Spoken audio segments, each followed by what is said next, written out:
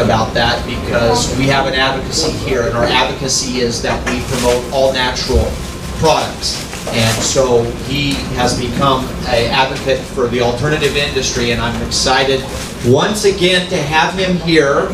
And tonight he will speak on the immune system, the great defender. The immune system is the one that does everything in your body, and it's the one that runs all your organs, your skin, your tissues, everything. It's the one that digests your food, and so it's very important that we know all about our immune system. So Dr. Dizon will talk about that tonight.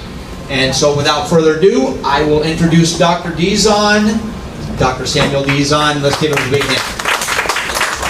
Hello, good evening. I had my assistant revamp some of my lectures, but we couldn't think of what the title would be. I was thinking, since it's about immune system, I was thinking it should be Rumble, Terminator, or so we did not change the title. We will be talking about the immune system and how to strengthen it, and what are the signs or symptoms of someone whose immune system may be low. This is in line with if you're going to be sharing the benefits of enzymes and a healthful living with friends or patients. You should have at least some basic knowledge of the Great Defender. Okay, so maganda pala, no? We should have gotten this, no? The Great Defender. So, how awesome is our immune system? Sabi nung, did you get it, this? Yes. Okay. Well, God placed these things in our system. We are like Fort Knox. We are marvelously and fearfully made. So we always give God the glory when we're talking about this, no? So, our body is quite capable of self-healing. And one of the main mechanism of healing would be your immune system. You can get all the nutrients that you need, no? But if your immune system is down, you will not be able to fight disease. Okay, so in the Bible says God created everything, the heavens and the earth, and then He formed man from dust, and man became a living soul, living being. When you buy a fish and wants to have an aquarium, which do you buy first? The fish or the aquarium? Okay. So if you read the first chapters of Genesis, you will find God created everything by word of mouth, and then He took man, molded it out of clay or out of dust, and then He breathed it on man, and He made him look like God. So we were created differently from the animals, from the fish, from the birds, from the trees. God prepared the earth, and then He created His crowning work, which is man. Huh? And we were supposed to live forever. Huh? We are fearfully and wonderfully made. He created us in beauty, intellect, stature, and created the image of God. Now, then He saw everything, and it was good. It was very good. Hindi lang good, it was very good. So Genesis 1:31. Of course, evolutionistic would have us believe that we came from animals. No? They claim that life began from dust. True, no? Dirt. And somehow, after millions and millions and millions of years, it became a cell, and then they multiplied until they become single animals, and they get bigger and bigger. So, you know, it's like the fairy tale. You get the frog and you kiss it, and it becomes a prince. No? So, evolution says, you frog, millions and millions and millions of years, it will become a man. No? Fairy tale. So I would rather think we are created by design, not a jumble of chemistry that just appeared out of nowhere. No? Okay, how does our body work? The immune system is made out of network of cells, tissues, and organs that work together to protect the body. No? One of the most important parts are your soldiers, the white blood cells. We call that leukocytes. No? When we check your CBC, you will find there's red blood cell, then white blood cell, and there's how much it should be. And then the white blood cells are divided into other subtypes. Kaya may nakalagay doon neutrophils, lymphocytes, eosinophils, basophils. Each one of them has a different function. But they are your soldiers. Now, there are two basic types of white blood cell, no? And they are your defense mechanism. So, example, no? Yung components niya, cell-mediated immunity. Ibig sabihin galing sa mga cells. Huh?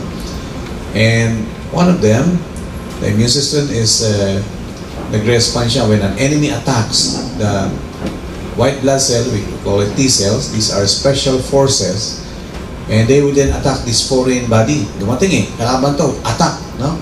And then they does what we call chemical warfare, no? So merong soldiers nang nag-attack siya, then there's chemical warfare that initiates the body's chemical response. Okay? So hindi lang yung may white blood cell that will eat the invader. There will be chemicals that the body will release that will kill that invader on its own. No? So we call it cell-mediated reaction, cellular immune response. If it's here in the arm, you'll see redness, you'll see swelling, and the cause nun is your antibodies. Then the white blood cell attacks. So there's pus formation, no? May mga nana.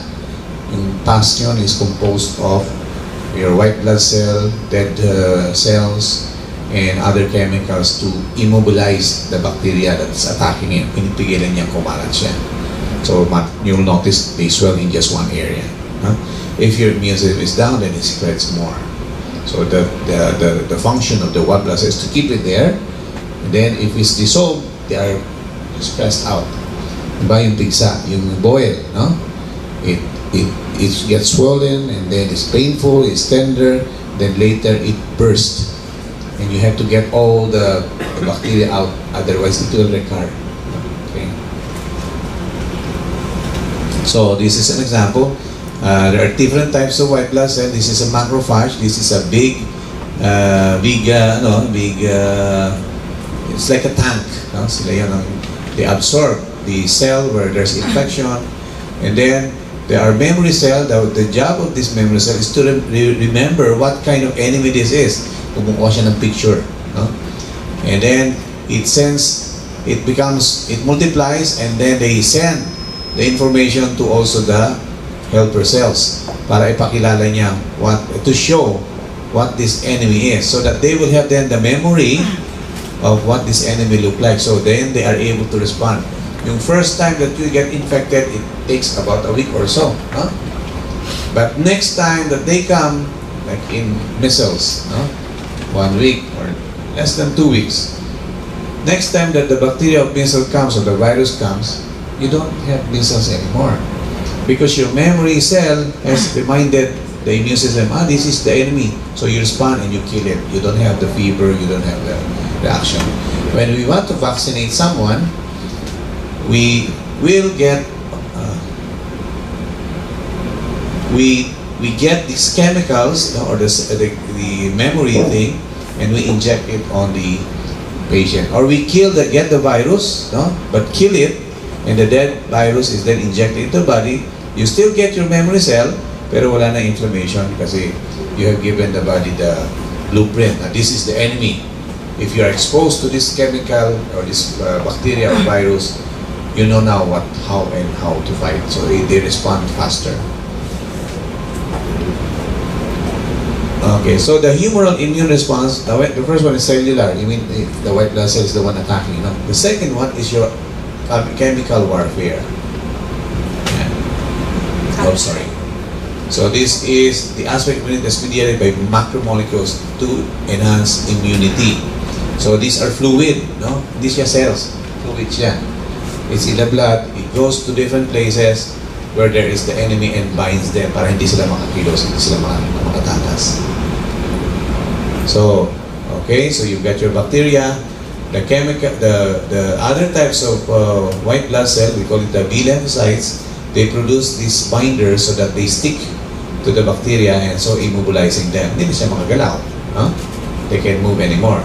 And they themselves start killing the bacteria. At the same time, they attract our other white blood cells so that they will start eating this. So this thing will not only attract the white blood cell or the soldiers, or the scavenging mechanism, but they will also they will eat these things because they cannot move anymore. Right? They've been trapped by this boomerang thing. Huh? So they stick to each other, so they cannot move. They stay in one area, and then along comes your soldiers. So one here is bacteriological warfare. Chemical warfare. The other one is your cell, your soldiers.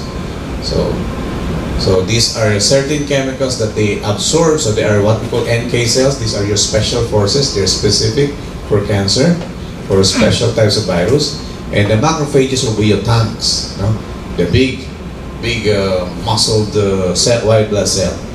And then there are cells that when they bind to the bad cells, whether cancer cells or bacteria, it dissolves. So it's like the mines, no? Like a booby trap. And this one, they secrete the antibody which themselves dissolve the tumor at the cells, and at the same time makes the white blood cell come, so that they are then eaten away. Phago means eat. Phagocytosis means lysis means it burst. It bursts. So that's what they do. And whether this is a cancer cells or this is a virus or a bacteria, this is their main mode of action. Tulungan sila. They help each other. So you have your cells, your soldiers, and you have your chemical warfare. So what weakens our immune system? See, what happens is when someone has the flu, okay, or maybe got tonsillitis, the doctors will usually give antibiotics, no? To kill it, and you have to take it for a week. And then for fever and flu, they are given paracetamol, Vigesic, and so on. And then the tonsil shrinks back to normal, diba? But you ask yourself, where did that bacteria come from? Diba? What gave you the tonsillitis? I mean, that bacteria is there. It's a normal germs in our body. Yeah, the song says, what can you get when you kiss a girl or a guy? No? You got enough germs to catch pneumonia because you got all those germs there. No? Yeah, if you don't brush your teeth, you got the normal bacteria thriving and you get bad breath. So, what happened is when you get a tonsillitis, something changed your immune system that your bacteria got a foothold. Usually cold drinks and sweet. Cold drinks makes your immune system sluggish, and sweets also. So these are some of the elements that weaken our immune system. So stress. Huh? If you are too stressed out, your immune system goes on red alert. But if the stress is 1 day, 2 days, 3 days, 1 week, 2 weeks, 3 weeks, your immune system, which also sympathizes with the red alert thing, will now become weak, and then immune system goes down, and bacteria around you or in you starts getting a foothold. Poor diet and lifestyle, huh? Yeah, that's where the sweets, the lack of sleep, the obesity, lack of exercise, certain medications can lower your immune system. In fact, that's the reason why some people end up with cancer when they're taking certain medications. Lack of hygiene, huh? Dirt, not taking a bath every day. I know of some people who don't ever want to take a cold bath in the morning. No? They have to heat up the water, not knowing that cold bath in the morning boosts the immune system, especially in the lungs. Yeah. So short cold baths in the morning boost your white blood cell in your lungs, enabling you to fight respiratory infection. But if you take hot water, warm bath in the morning, you're actually depressing that immune system. Radiation exposure, smoking, no? Yeah, yung smoker's cough, you keep coughing because your lungs are trying to eliminate that smoke that you keep putting in. And then you end up with weak lungs, and you end up with TB and pneumonia and other things. Dehydration. So your white blood cell has to flow in a well-hydrated blood. 90% of our blood is water. So if you're not drinking enough, your water is going to be thick and sluggish. It's like a sewage system. Then the toxins cannot be eliminated by the body, and then the white blood cell is unable to respond properly. Then caffeine-rich food. Is the coffee industry says, yeah, it has phytochemicals. Of course, it has phytochemicals. It's a plant. Phyto means plant. So it has phytochemical. Even opium and even marijuana has phytochemicals. Some of the most deadly poison in the world are from plants. No? They have phytochemicals. So caffeine rich has a direct effect on stress. Makes you more stressed out when you're taking more caffeine. Now, sickness in whatever form it manifests is the result of failing to provide ourselves with proper building materials also to remove the toxic waste from cells. This boils down to improper diet and lifestyle. You get sick because you invited the disease. You don't get sick just walking around and suddenly one day the bacteria hits you. You must have done something to prepare the way. Okay? The Bible says, "A curse causeless shall not come." There is usually a reason. Okay? So, possible diseases, if you have a weak immune system, actually you get A to Z. AIDS, of course, that's the worst scenario. No? Asthma, when your immune system may not be weak, it may be hyper. You know what a hyper immune system is? If you had to do the lecture on asthma, actually this already is preparatory for that. No? Asthma is because your immune system is overactive. A normal person, when inhales something that he doesn't like, he coughs up and that's it. But an asthmatic patient, he inhales that pollen or whatever it is, it makes him cough out, but then his lungs start producing mucus and phlegm, and then the airway tightens so that the patient will not be able to inhale the offending thing. But then when you tighten your airway, you cannot breathe. And then you're producing phlegm. So you have two things, phlegm and bronchoconstriction, or the tightened airway. So it whistles. You inhale, but the air can get out. So it's because your immune system is OA, overactive. Now, autism, they link autism to certain things. They say certain chemicals, certain metal, in which the immune system reacts and attacks the brain or the nervous system. Cancer, if your immune system is strong, you will not develop cancer. Diabetes, well, the higher the sugar level, the weaker our immune system is. And so on, so forth. SARS, cystic respiratory disease, lupus, is your immune system overreacting. Rheumatoid arthritis, or immune system attacking the joints. So A to Z. So when we treat patients with this case, we not only detoxify the system, but we also give herbs that will modify the immune system back to what it should be. See, when you have lupus, you've got asthma, you've got multiple sclerosis, these are immune system attacking itself, rheumatoid arthritis, the main drug of choice that they gave is steroids. Since your immune system is OA, the results will be kill the immune system or depress the immune system. But what happens when your immune system is down? You have no defense. What are you gonna do? Bacteria, virus will just jump on you and you have practically no defense. Plus the other side effect of steroids like osteoporosis, emotional upheaval, high sugar, high cholesterol, weight gain. There's so many side effects of steroids. So with us, when we have patients with immune system na hyper, we don't depress the immune system. We rehabilitate the immune system. Okay. So regeneration is the key. If the healthy immune system is part of your body's defenses, then regenerate. When you say regenerate, it means rebuild. Rebuild, repair, recuperate. So I would rather have that than suppress the immune system. So this is wherein the cells, essentials to heal any sickness and to maintain a proper function of the tissue, this is what you do. You replace the cell or you rehabilitate the cell. Each cell of the body will produce itself identically at the end of the cell life. This cell will go to the same place and will take over the same function. So nag-replace po tayo, nag-repair. So your job is to make that replacement of the cell better or identical, not weaker than the previous cell. So actually when you do that, you're doing anti-aging. You're reversing.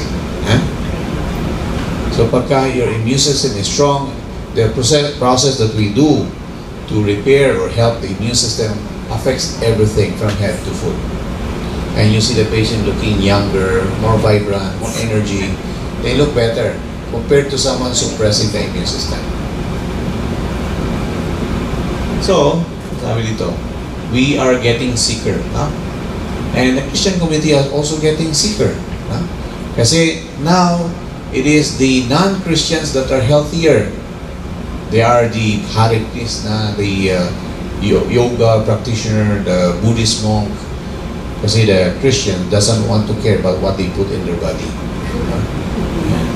So, sadly, we had conformed to the world, and God said, be not conformed to this world. Christians should be the healthier and healthiest and happiest people on earth. Instead, we are the sickest. Okay. So the Bible says, my people are destroyed for lack of wisdom. Now, important things to consider in proper cell care: cell environment. Change the chemistry around the cell. If your cells are acidic, your immune system will get weaker. Okay. Cell food. I think some of you have seen this lecture before. Cell protection, cell exercise, and positive mental attitude. Kasi our mind can control the level and the status of our immune system. They did a study. If you frown, your immune system goes down. Stress hormones come up in the body. Our bone marrow, which produces the red blood cell, white blood cell, platelet, are affected when you frown. No? But when you smile, everything positive. No? And you wonder how the white blood cell knows whether you're smiling or frowning. Okay? The Bible says, a merry heart doeth good like a medicine. A broken spirit drieth the bone marrow. No? Bone. So how did the Bible know that? The cell environment. If the fluid medium, that's the fluid around the cells, are right, it is impossible to damage or kill cells. Kasi binibigay niya lahat ng kailangan ng cell. Ano ang mga condition that needs for it to be good? Body temperature 98.6, that's about 37 point something. No? Maintaining a proper acid and alkaline balance of about 7.4 pH, it's that limited. No? Should not be higher, should not be lower. Actually, when we have some serious illness, we raise it up by oxygen and alkaline water. Pero not lower than that. No? But if it's too high naman, it will destroy cells too. Provide the cells with pure air and water. So air and oxygen and water should be circulating there. And they should be free from stress. Anything toxic and free from stress. So dapat ganon. It's like having a plant. The environment should be the best, most conducive environment to having a good plant. So, okay? How do you do that? Number 2, cell food. What do you put in? What kind of nutrients are you giving the cell? So, healthy cell require healthy food. Pag may damage, healthy food should be eaten as close as possible to the way God made it possible. More natural, more organic, simpler. We are endorsing a raw food or raw juicing program. If you are weak, your immune system is down, take more enzymes. Raw food has a lot of enzymes. The phytochemicals have not been burned, no? They're still vital. The vitamin C have not been destroyed by heat, and it means it has life. May life pa siya. Living nutrients. If I were to plant a carrot, it will grow. If I were to cook that carrot and plant it, it's not going to grow. So that means you have life there. And we do have to take also cooked food, but you all have a lot of nutrients that you will get from raw food. Every step in the processing of food takes us further and further from the way God intended our cells to be nourished. And this includes the cooking of food. People who live in the natural state, the simpler state, they are stronger, healthier, tougher, and live longer. Compared to the modern man whose food are actually full of so many chemicals. I was looking at Facebook the other day, 8-year-old girl who had a baby. Yes, 8-year-old girl. So that means her hormones is so strong, she already produced what we call secondary sexual characteristic that should have been puberty. She was 8 years old. Why do you think all the food we're taking, so much hormones, no? They have an effect. 8 years old, my goodness. No? So man is the only member of the animal kingdom that destroys his food before he eats it. No? Cooking, preserving, and processing destroys the food. Of course, we need the preserving and processing so that it gets from one place to another. So in times of winter, in times of the rainy season, you have food. But if you can find food that are still fresh, you do sprouting, you do other juicing, it's more powerful in terms of healing.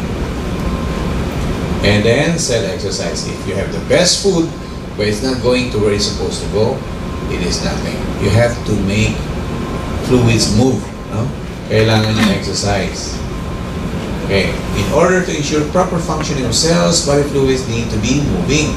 Kung hindi, stagnant yung flow, then waste materials are not eliminated and nutrition are not brought to where they're supposed to be brought.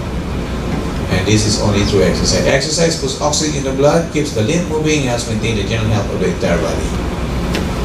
When it is neglected, all the cells, muscle, organs, and glands become sluggish and weak, and this leads to physical breakdown. Diba?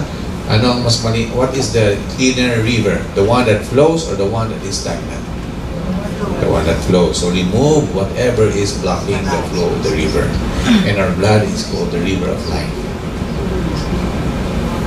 And then number 4, cell protection. That's your immune system's main function. No?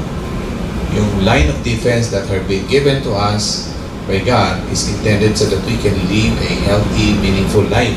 How meaningful would your life be if you're sick? No? The money you're supposed to spend maybe for service or serving God, you have to use to buy medicine. And it affects everybody, your family, your loved ones, the church, your society. So the body has secondary defenses, your skin. You know, the skin, if you touch something hot, it tells you, oh, it's hot, stay away, get out from it. No? It tells you extremes of temperature, hot, too much cold. The mucous membrane, there's fluid there in your mouth, so that whatever is sticking there is going to have to be eliminated. There are tears. So if there are bacteria there, you blink, and then the tears wash away all this bacteria. Your lungs, your fever. When you have fever, your immune system is responding to an enemy, so that the white blood cell will kill it, and your enzymes will dissolve it, and your chemical warfare will block the enemy. No? So you got your killer cell, your fighter cell, and the immune system. This immune system contains about 1 trillion cells called white blood cell, lymphocytes, and about 100 trillion molecules called antibodies. So these two, the cell and the bacteria chemical warfare, protects you against all microscopic enemies. Okay, microscopic enemies are all around us. Some of them are in your normal system, and some of them are in the air. We are surrounded by bacteria and germs. And you know what's happening now? The antibiotics are making all these bacteria resistant to the most powerful antibiotic. Normally, as doctors, when we get patients, we are taught in med school that we should give them the gentler antibiotics first, maybe the ampicillin, amoxicillin, before we give the cephalosporins, the citrobate, this higher. But now the doctors are giving immediately the higher level. And number 2, if there's an infection like cough or cold, if the phlegm and the nasal discharge is white or colorless, that's a viral infection. You don't need an antibiotic for that. But the normal reaction of the medical doctor is just to give antibiotics left and right if they're coughing, or even the family, they will get. And the antibiotic is not going to affect the virus. But it will inoculate or vaccinate all the bacteria there against this specific antibiotic. So next time you get an infection that needs an antibiotic, hindi na tatarap. It doesn't work. Kasi they are used to that. High-tech ang ating mga bacteria. They become, they adjust. So we are now getting super bacteria nowadays. Super germs. So, positive mental attitude. As I said before, your mind has an effect on the immune system. The healthy cell attitude is the final ingredient of a healthy cell concept. And the most important, all through history, attitude has been recognized the most important ingredient in quality of life. When we get cancer patients, we already know who's gonna be able to fight or not. Some patients will come and they will say, "Oh, do I have to do this?" They have stage 4, no? "Oh, I don't want to do this." Just this morning, this patient has stage 4 cancer, liver cirrhosis, and he was in terrible shape, and he stayed with us for about a few weeks, and then he's better, he's stronger, and he's got already metastasis on the spine also. But he said, "Can you remove all these vitamins and minerals? I don't feel like taking them." And yet, he's stage 4 cancer. So I said, "No, what do you want to do? You got this." Actually, there were 2 patients this afternoon that had that attitude. And you don't want to scare them because it may discourage them. But their attitude seems to be, "I don't want to do this yucky thing. I don't want to take this. I don't." It's a medical chemotherapy and radiation. Actually, there are other ladies already done chemotherapy and they've been told, go home. But I look at this patient, I think they're not serious. They don't really know the gravity of their condition. One guy, Chef Hassel, he's on, what was that channel, television? Hassel or Hassan. He's a chef, and his brother had liver cancer from hepatitis B, liver cirrhosis, liver cancer, and he died already. Now he has it. And so they're raising fund in SM for him. And they did surgery, he came back, they did all sorts of things, he came back, now they want to do surgery. So his mind was, he was thinking of spraying, he came with us, there was some improvement in his case, but then he goes shopping to different doctors. And they wanted to do surgery against him. Okay, how they will be removing that mass that came back. If they remove that, how strong will you be after surgery? How about the virus? Did they do anything about the virus which is causing the tumor? No. Will you be able to recover as fast after the surgery? No. So he goes back and he was about to do surgery. I told him to pray about it, and then 2 people told him, "No, you go to Zubik, go to Dr. Dizon." The other one, "My mom was told she only had a few months to live, and she lived for six years with liver cancer." So and then he was already about to go inside the operating room, and he felt God telling him, no. So he came this afternoon. Medicine doesn't have any cure for cancer. The reaction is remove. What about your medications? Will it lower your immune system or make it stronger? The surgery, how strong is your immune system after the surgery? Major surgery on removing a part of his liver. So attitude is the most important. I've seen patients after all the chemo and radiation. One patient came this morning, she's a Muslim and she's been to St. Luke's. They found a tumor here. It was cancer, they removed it, stage 3. Then they did chemotherapy 6 times. By the end of the 6th time, another tumor came here. So they did another chemotherapy 4 times and radiation 10 times. But after the 10th time, it grew bigger. So they remove again. It came back after a few months. Now they want to remove it again, but this actually so weak. So she said, "I don't want to do it anymore." In a matter of almost 1 year, she said 6 chemo, another 4 chemo, and then 3 operation, and came back again. So I said, "Well, do you look stronger and healthier after you did the chemotherapy?" "No, doc." "Okay, we want to build up your immune system." That patient, I know, is going to do everything she could because I could see the attitude. She's gonna do it, whatever it takes. That is the survivor instinct. No? We want patients. See, when patients come to us, they think, "Is he the right doctor?" I'm thinking, "Is he the right patient?" Huh? So you have your 4 stages for cancer patients: stage of denial, stage of anger. Why me, Lord? Yeah. Stage of bargaining. "Doc, can I just do this? I have work to do. I got so many plans." Stage 4, no? Yung plans niya is to work. No? Like one patient we had today, acute myelogenous leukemia. His white blood cell was about 200 plus, I think. Or 300 plus. And they wanted to do chemotherapy. They wanted to poke a hole in his bone marrow and get a sample just to see. Yeah. And they're very expensive tests and they're very painful. And they wanted to do many things, but his white blood kept going up. So we did some treatment, there was improvement. But he said, "No, I can't stand being at home. I want to go back to work." I said, "What's your job?" "I'm a security guard." I said, "You cannot do that." "I'll do it daytime." "Oh, please don't." And he kept, "Please don't. Please don't." He was pleading. I said, "Okay." See, his attitude, he's gonna do it, but he has to work. So what can you do? So you have to give them, allow them. Because even if they follow the program, but their heart and mind is not in it because they want to work, sometimes you have to let them go.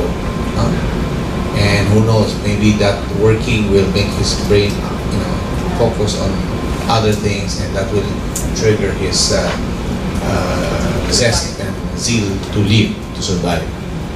So anyway, there are findings in the science called psychoneuroimmunology. It means the brain and the nerves work, and a lot of things, times the emotions, the mental attitudes, and coping mechanism affects the immune system. So one coping mechanism is the belief that God is in control. Right? What if you're told you only have a few days to live? Oh, what are you gonna do? Think God is in control. But what if that person has never ever had an experience with God? Never even prayed, never ever needed God. Oh, kawawa naman, no? So he doesn't have that extra inner strength to fight. I mean, nobody's perfect. We're all sinners. We're all weak.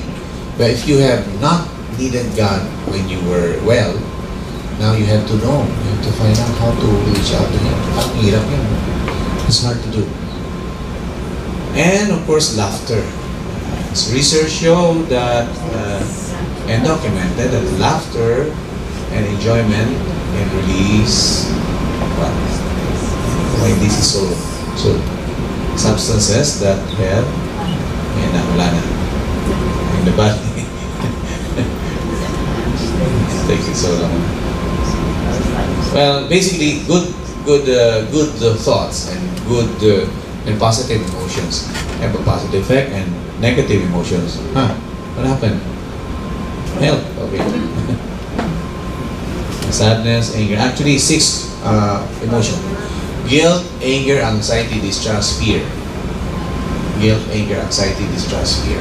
They break down the life forces, invite death and decay. When music goes down, everything is affected. The positive emotions would be faith, hope, love, joy, courage, a sense of humor, trust. Because trust is a choice. If someone let you down, you have to trust that person again. Otherwise, if you have distrust, it's a negative emotion. Give them a benefit of the doubt. Keep trusting. God certainly trusts you. You're still alive. No? You keep failing Him, but you're still alive. No? So as long as you're alive, there's hope. And worry can depress the immune system. So negative builds up, depresses, and positive builds up the immune system. So, what do you do to cleanse, to boost the immune system? Cleansing diet, more raw food, enzyme therapy. That's where your live enzyme comes in. Oh, plus the probiotics. There are patients with cancer na probiotics lang na reverse yung cancer. What did the probiotic do? What did the good bacteria do? Cleanses the digestive system. Malinis lang yan. No? Of course, the good bacteria also produces certain nutrients, no? But basically they just clean up your intestinal system, and whatever rotting, fermenting, bad things there, eliminated out. No? The more good bacteria you have, the less the bad bacteria in your system. Okay. What else? Rest. How can you recover if you don't rest? No? Some patients, they already have severe disease, pero they still stay late at night. So those with allergies and asthma, we tell them sleep earlier and eat earlier for dinner, and it works for them. Water, di ba? Kanina pinag-usapan natin water. But what type of water? More alkaline, no? Or Thai water. Stress. Well, everybody has stress. What do you do with stress? If it's mental and emotional stress, work it out. Share it with someone positive. Laugh. The more stress out you are, the more time you should have for unwinding. So Do we have that time? How do you handle stress? Especially worry about your job, worry about the future, worry about finances. Well, the Bible says, come to me, all ye who are heavy laden, and I will give you rest. Diba? First, we are His responsibility. He created us. We didn't ask to be born. So we are His problem. Diba? Second, He's asking us to give our problems to Him. O, bigyan mo. Then you don't need to have insomnia. Kasi, if you stay late at night, did you do anything productive for your problem? Wala. So, but you know, He can do something about it. He has the power to do it. And He doesn't need to sleep. Tapon mo sa Kanya lahat ng problems mo. See how simple it is? No more stress. And you look younger pa, no? Nakatulog ka pa. Okay. Sunshine. So we need sunshine. Sunshine boosts the immune system. And also yung direct flow of light into your skin kills bacteria there if there are. Nagpe-penetrate yung sunlight. Management. Well, that should be stress management. You manage your time. That most of the time we get stressed kasi we don't do good time management. We don't manage our finances. We don't manage our priorities right. No? You know, cancer will teach you how to manage to prioritize what needs to be prioritized. Supplementation, herbs, devotional and meditation. Oh, very important yan. No? If you have a life-threatening disease, you need time with God. We can do the physical thing, no? Emotional thing, yes. But you're gonna need strength from within, from without. No? Because we cannot all face life easily. Bigat ang, well, we started with labor, no? Birth pa lang, labor na. So imagine mo how hard life can be. So life is a battle. Life is a challenge. There's a saying, for those who feel, life is a tragedy. For those who think, life is a comedy. No? The Bible says, rejoice in all circumstances. Give thanks in all circumstances. If you have that attitude, you know, yung pictures sa Yolanda, they were taking pictures of the people and they were smiling. Yeah. Yes, that's the survivor. But if you're a victim, oh, I don't like this, yung parang mga telenovela, you know, always victim, you will fail. If it's cancer, you will fail. You have so much self-pity, kunin ka na lang ni Lord. No? Wala na. Yeah, so, simplified way. So, you will notice, simple lang naman how to maintain health. No? Proper nutrition, exercise, rest, more water, sunshine. Very, very simple. We've been talking about all these problems the past few, 1 year na ba? And you'll notice, halos pare-pareho lang, almost the same basic needs of the body. No? Simplify your meal, simplify your life, simplify your diet. It's always the same. So, whether it's cancer, heart disease, diabetes, halos pare-pareho ang isa. See how easy it is to maintain health or reverse it. So, basic supplements and herbs we give, example lang, no? Vitamin C, we do mega dosing. This is when bagsak na yung immune system mo, no? Zinc is very much important, no? Vitamin E, echinacea is an herb, it is a natural antibiotic and immune booster. Other examples will be garlic, onions, ginger, turmeric, or just ordinary ginger, no? Colostrum is something like medyo exotic na, which you get from animal source. Chlorophyll, that's the green extract of plants. So you juice whatever green things, and that is your chlorophyll. There are some mushrooms like shiitake, maitake, ganoderma, and other types of taki-taki, no? That have an immune boosting effect. Ganoderma, yung reishi, no? Almost all ailments and diseases can be corrected with a proper building material, and usually the sickness will disappear as the body self-heals. So, sometimes we will have yung talagang mga patients that are already on their last leg. You will always get some improvement if you try to boost that immune system. So, I remember one naturopath, her name is Christine Gonzalez, and she's a doctor of naturopathy and a doctor of natural health. See, they are both online courses, so she took both. And she had a center before here, somewhere in Ortigas. Anyway, when she first came to the Philippines, she didn't know what to do with TB. because her course in the US were concentrating on diseases of the diseases there, very exotic disease like fibromyalgia, multiple sclerosis, scleroderma. These are not common in the Philippines. I don't know now, no? But in the US, they're common. Candidal infection, fungal infection, whole body. These are the normal disease in the US. But here is TB. And she didn't know what to do. So we talked. I said, look, you only do two things. You detoxify and build up the immune system. If you have a clean body, it will do its job. If you give the body what it needs, it will repair what needs to be repaired. So simple, no? Detox, build up. Detox, build up. Any disease will respond. If you know how to do that. Huh? So the cause and cure of sickness is not necessary. It's simply another cause and effect. If you know the cause, then you know what to do. If you have blood pressure went up, find the cause and do something about the cause. Medicine does not concentrate on the cause, they concentrate on the effect. Antibiotic, antifungal. Why did you get infection? Your immune system was down. It's not the bacteria's fault. Your immune system, you did something that decreased your immune system. So we can control the health of our body cells by diet, exercise, and an overall healthy lifestyle.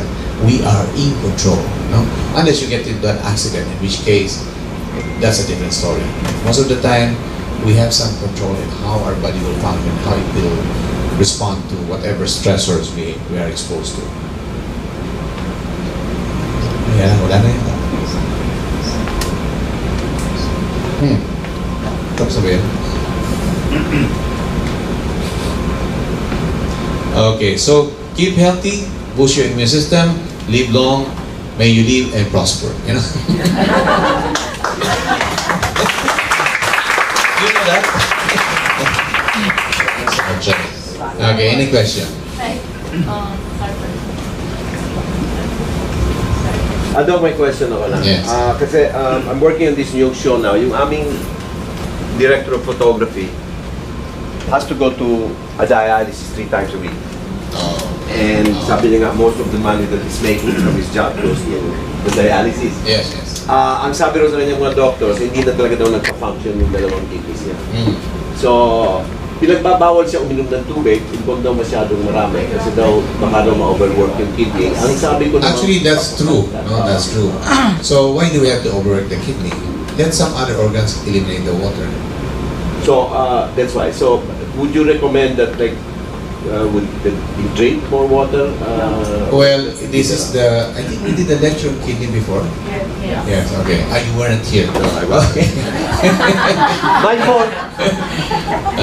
Well, you will be coming with us sa lectures sa Cebu. So you will see the whole thing. But basically it's like this. If your kidneys are damaged or destroyed, if your creatinine goes up, let's say the normal is, let's say 1 point something, let's say 88, halimbawa lang, no? And your creatinine goes to 90, 100, we call that already end-stage kidney failure. Kasi before your creatinine starts going up, usually 80% of your kidney is already malfunctioning. Kaya, let's say 80 lang yung 88 yung normal, halimbawa, creatinine mo 100, mababa pa lang yun. They will not do dialysis on you. But they already say, oh, you're already on the road to end-stage kidney failure. When you say end-stage, that means you either transplant or replace the work of the kidney. Dialysis just replaces the work of the kidney. But when you put fluid in and your kidneys can't get rid of it, where is it gonna go? It's gonna go up, up, up until you drown. So in natural healing, we give water. Kasi we also let the water go out some other way. We make them sweat out, we make them poo-poo. You know, if I do enema on you 4 times, 5 times a day, di ba ka nag-LBM lang, di ba? When you do LBM, you eliminate water. So we can do that. If I make you sweat out, I make you wear sauna suit for about 3 or 4 hours. About whatever water you have, it's gonna go out. So why do you have to have the water come out of the kidney when it cannot do its job? Di ba? If the door is closed, open the windows. So that is the approach. But sa program sa kidney, dialysis is the one that removes the toxins. Then lilimit yung fluid para hindi mag-edema, magmanas, no? And then bawal ang salt. With us, if we make you sweat out 3 or 4 hours, you have to take salt. Kasi babagsak yung salt mo, magko-collapse ka. So, this is how we do the natural thing. You can drink water, but you have to be able to eliminate it. You can take herbs, but you have to have enough water to dilute it. Kasi if you don't do it, potassium goes up, you have a heart attack. If I give you water, you have to get rid of it, and you have to get rid of it beyond normal. And if you lose water, you are allowed to take salt because your salt will go down. So may ano siya, so very weird, no? This is the medical, very weird. It's outside the norm yung ginagawa namin. But if the patient is taking enough water, you see the skin moist.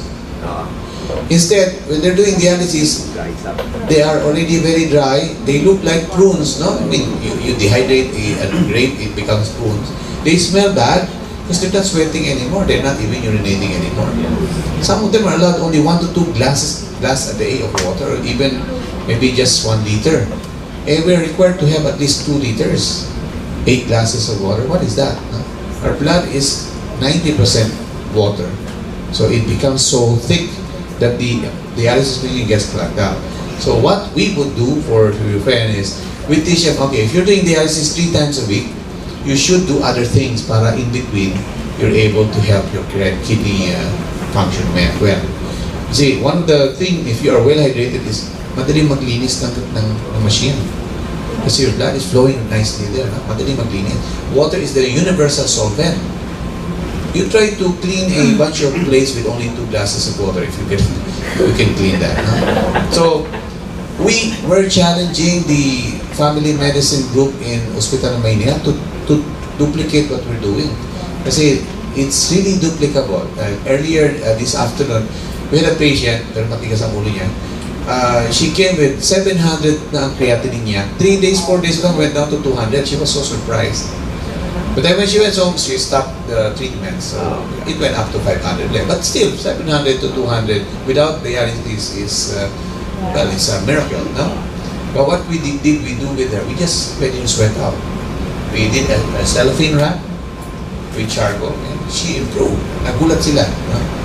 They can go to any medical doctor that don't know alternative, and they will say that doesn't happen.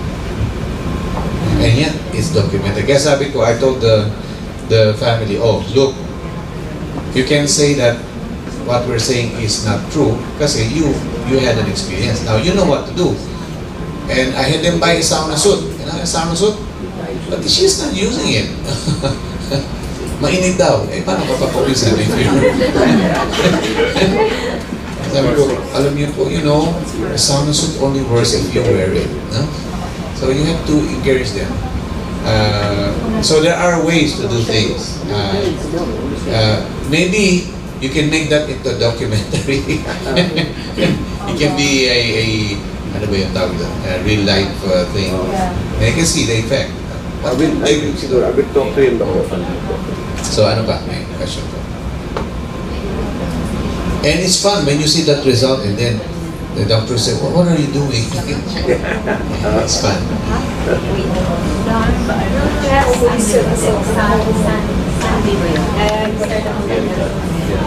Maybe. What did you eat? Ito po yung dahil. Pero since nga po, yung nilabas po. Yeah, it has to be. Sinalabas ko sa and then injection na ako ng palo sa That's it. and then yung parang may salt siya na nilagay sa soup. Horizon. Hindi ka ba namihina? Anong tinitake? Hindi ko sinabi inside. Pero sabi niya, sige pagka hindi mo niya kanina ka, isiswero ka namin. Naglalakad pa nga po, kaya hindi ko na makunod. Actually, if you have a loose bowel movement, just replace it with, no? You may put some sugar, some salt, maybe not sugar, no? But this is already complete. You got your enzymes, you got your good bacteria, di ba? Pinagyayakult pa nga natin, parang nasiraan siya. You already have it there. So, you don't worry about it. But sa amin, we don't do IV unless nag-vomit, in which case you cannot put anything in. And then we give charcoal para mabind niya yung toxins may labas niya. Never suppress an LPM. If you suppress it, the bad germs, the bacteria that needs to be eliminated out is going to just multiply there and cause blood poisoning. Maglalagnat ka na and get rid of it. Your body's trying to get rid of it. But replace. So for kidney patient, we even make them poo-poo more. Okay? Meron pa po? Yes, ma'am? I think po yung immune system ko talaga is down kasi yung mga sinabi ko kayo. Nandun. Yes. Yung mga mga sasakit. Actually, ito injection po ko kanina, same dose. Anong in-inject? Steroid. Antayin na matuloy lang yung in-inject nila yun. Sabi ko parang bakit sana hindi na lang. Yun. Well, sometimes we need to do a cleansing thing, no? Paano siya? Well, you can take more enzymes para ma-dissolve niya yung but away from meat, syempre, no? Then vitamin C, megadose. Then if there really is some infection going around, you can take some natural antibiotics like garlic, propolis, echinacea yung social, no? Or if you can get colloidal silver, you can take that. Meron ako rin sa health options, may may sinabi ko kanina. Yung mga ganun. Sige, pero you check the capsule how much to take, no? Just like a conventional medical antibiotic, you take it for a week or more. Pero yung immune system mo palalakasin. Pero siguro kailangan sa Yes. So, sa gabi, maybe just do juices to flush out. Kasi at night, your system usually is supposed to clean up. So if you eat a liquid or a fruit or vegetables salad thing at night, easier for your body to eliminate toxins. And sleep earlier. Effective po ba yung may meron isang patch? Yeah, well, it helps pull out some toxins there. Patulong naman siya. But our main cleansing is the intestinal tract. That's one. More probiotic would be good. Then vitamin C. Ano pa yung vitamin C, trusted vitamin C na synthetic? Meron pa ba kasi? Okay. Ascorbic acid is synthetic. Yeah. Okay. And it's very acidic. Sometimes we use that for an ascorbic acid flush. So how do you do that? You take maybe 5,000 milligrams, then 6,000, 7,000, 10,000, 12,000. Pag you reach a certain level and you make loose bowel movement, that's it. Yun yung acid, yun yung level mo. So you flush it out. So you are using it to make you poo-poo and eliminate. After that, you go down because you're overleaning. So maybe that would be a way, no? Especially for patients who cannot afford the organic. So before, we have patients who can't afford it, so just generic ascorbic acid. That's all they can do. But of course, we want either the sodium ascorbate or the calcium ascorbate type. If the patient has kidney weakness, we don't give the calcium ascorbate type. If the patient has no problem with the kidney, we give the sodium ascorbate. Why? There's sodium there, no? Well, I'd rather give that than give the calcium ascorbate. The calcium will form stone in the kidney. Kaya sodium ascorbate ang binibigyan namin. But medicine doesn't like the sodium because of the tendency for pulling water in. Di ba? Salt yun eh. But we give that kasi we're making the patient sweat out naman.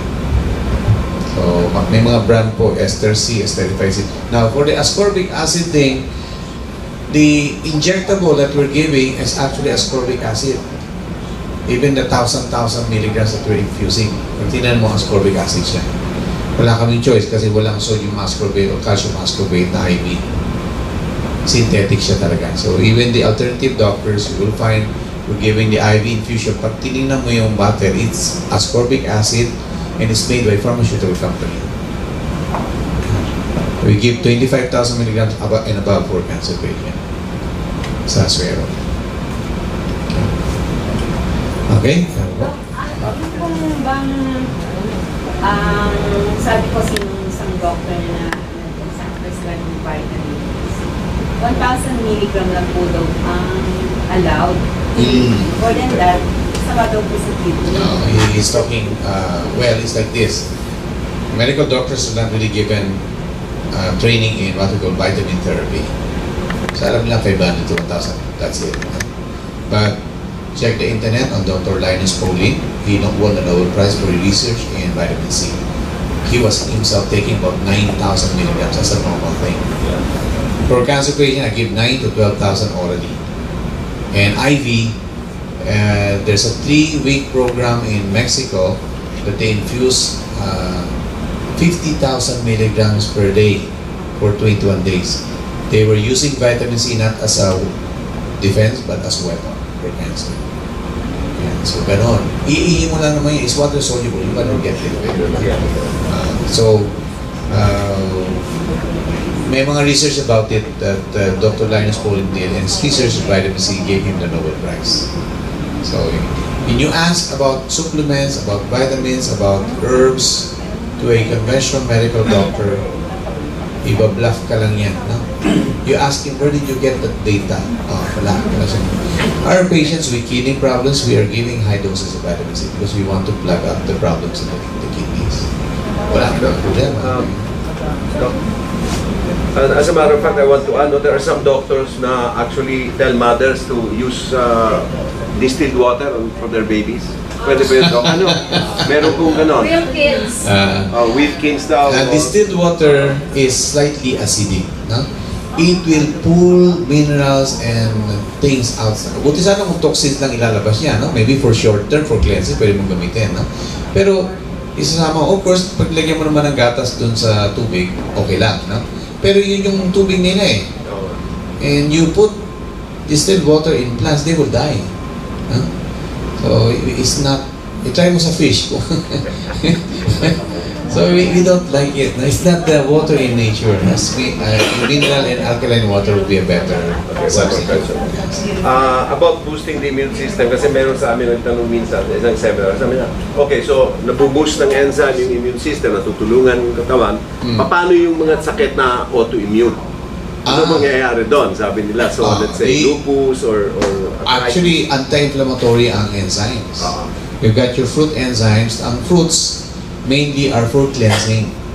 And since the immune system is attacking all sorts of places, ibig sabihin toxic siya.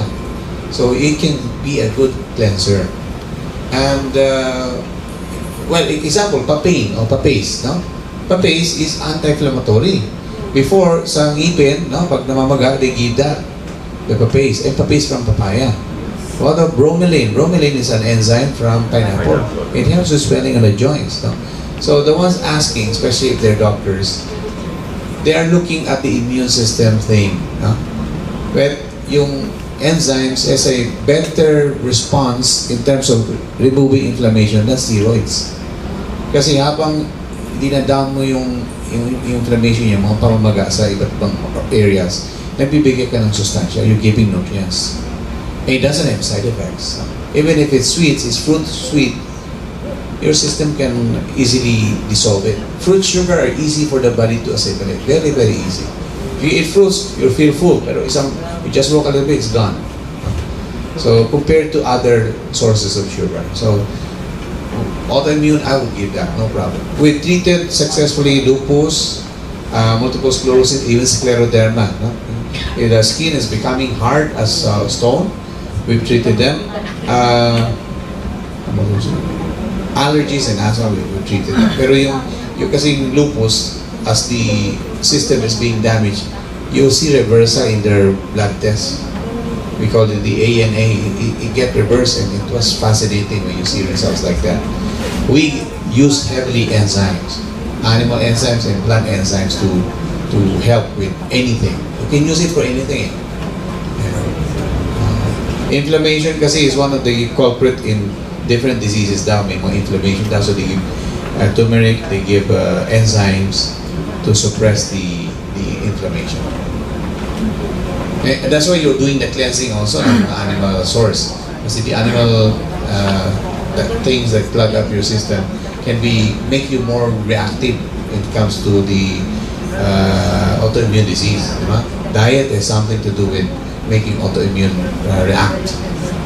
So you need this to clean those up. Diba? Example, yung fats. Lagyan mo lang ng kalamansi yan. Yung enzymes ng kalamansi, matutunaw yung fats. Diba? But that's why you need those enzymes to unplug. Okay, meron po? Yes.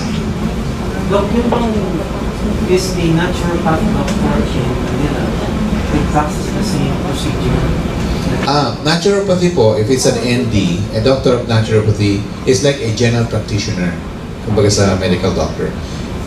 If they took the study abroad, they would have an exposure to acupuncture, chiro, herbology, homeopathy, different types. So may idea sila.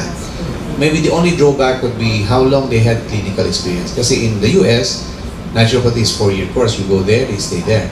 Pero may mga short courses like 1 year and a half to 2 years na if you can answer, yung mabilis kang mag-finish ng correspondence course, you can finish that in 1 year. If that's all you do, no? But usually it's 1.5 to 2 years online. But when you're treating let's say, lupus, Well, it depends on what school they went to. Example, let's say it's the Dr. Christopher School of Natural Health or Naturopathy. Dr. Christopher is more in line with Lobelia, Cayenne, with meron silang other protocol, no? Yung Kingdom College of Natural Health, they do other herbs. And sometimes a naturopathic school may have their own products. So they would push that product more aggressively. So what we'd like would be a well-rounded na you know all the different combinations. Like I can use maybe the Dr. Christopher line of herbs or the Dr. Schultz. If the person doesn't have the budget, then I'll use the Palenque type. No, I'll go to the Palenque, look what's available there. Now there are short courses like Ceci Lucentalis is doing a naturopath class. It's about a 6 months crash course, but that's not an ND. That's more of a layman's course. So those are, you're considered a naturopath but not a doctor of naturopathy. Naturopath meaning you're using natural things. So each one will have a different way of approaching it, depending on how they have been taught. Yeah, so well, you know, healing is an art, and if a naturopath has an artistic temperament, he will use what works for him. But each person is unique. What may work for you may not work for another. So the more you know, you apply this. If it doesn't work, then you have to have your backup to use. Even some medicine, di ba? We may give you medicine, it's not working, then the next doctor will say, let's change it. But the basic is detoxify and then build it up. So any naturopath could do that. Detoxify and build it up. And so any more? What you're studying is actually naturopathy. Kasi there's a variety of things. As I said before, I have a patient with breast cancer 7-8 years ago.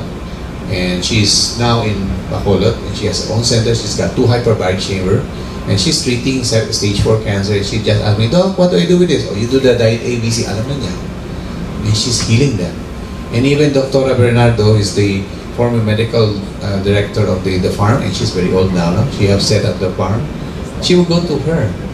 Oh, what would Dr. Dizon do? She'd treat this doctor, and she's just a layman. I mean, she's a patient. She's business lang yata natapos niya, no? Not medical. So, but I would consider her a more powerful naturopath than some of the naturopaths that I know. Kasi talagang hands-on, na-reverse talaga. She knows that program. The reason for that, remember, I told you, when we started a wellness center in Subic, it is a hospital. The ones that came are their last resort. And we had to develop techniques that will work in 24 hours. The patient will come, they told 1 day to leave, 2 days, 3 days to leave. So we had to rise above the ordinary. Because we have no choice. All the doctors were looking at us with hate. So we better get results. And we believe if God brought us that patient, God has a purpose. So we bombarded them. So use everything possible because you're in a hurry. And then protect the patient from any reaction with your detox procedure. Then she started getting results. So yung procedure niya, that's the one that we taught this patient. So now she can do it. And kasi some of the schools of naturopathy is just endorsing a certain branch of line, product line. And when they come to the Philippines, they don't have that here. So they had to buy it. Some of them are the homeopathic preparation from Europe. And homeopathic preparation are very weak. They will take an herb, dilute it to the thousand times, and then they give it. So when is that gonna work? Matagal. You have cancer, you have stage 4, mahirap, and they are expensive. So we use the Chinese way, wherein they concentrate it, then you take it, and it works boom right now, right there. So we need those kind of herbs. If your herb, I've been giving it for a week or two, walang improvement, I'm not gonna use you. So herbal company will come to us. I don't see result in a week's time. Now, sa natural healing talaga, it will take time, no? But we don't have time to wait for 2 months or 3 months for it to work. Kasi the patient that comes to us are the last legs. So when you learn these things, I'm sharing with you the system, so that whatever herb you use, I told you already how to make herbs stronger, di ba? How to make it potent, no? By using multiple herbs, no? Having the same action, mega dosing, and if need be, you ferment it in wine so that it will work faster. No? So basically, that's what we do. Okay, more? We finished early, huh? Okay. Thank you for listening. May God bless you.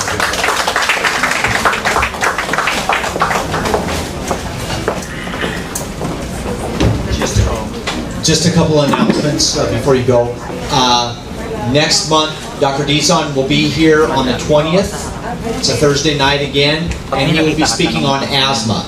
So if you know anybody who has asthma, please bring them. And even if they don't, it's always good because it's always informative what he says, and it's something that everybody needs to know.